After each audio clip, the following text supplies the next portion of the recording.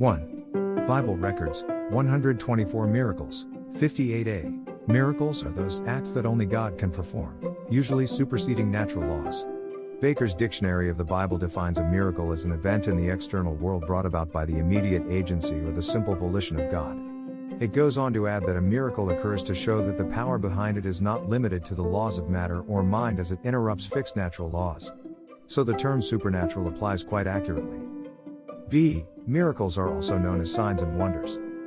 C. Here we have one of the 124 miracles recorded in the Bible. 2. Miracle 58. Waters of Jericho healed by Elisha's casting salt into them, 2 Kings 2:21-22. A. Water of Jericho healed. 2 Kings 2:21-22 New King James Version, NKJV 21 Then he went out to the source of the water, and cast in the salt there, and said, Thus says the Lord, I have healed this water, from it there shall be no more death or barrenness. 22 So the water remains healed to this day, according to the word of Elisha which he spoke. B. Salt. I. Used to season food, Job 6:6, and mixed with the fodder of cattle, Isaiah 30:24, clean, in marginal note of Revised Version salted. 2. All meat offerings were seasoned with salt, Leviticus 2:13.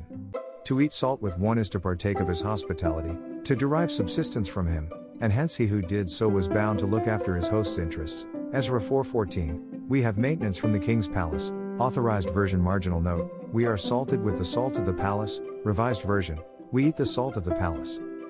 3. A covenant of salt, Numbers 18:19, 2 Chronicles 13:5, was a covenant of perpetual obligation. Newborn children were rubbed with salt, Ezekiel 16:4. Disciples are likened unto salt, with reference to its cleansing and preserving uses, Matthew 5:13.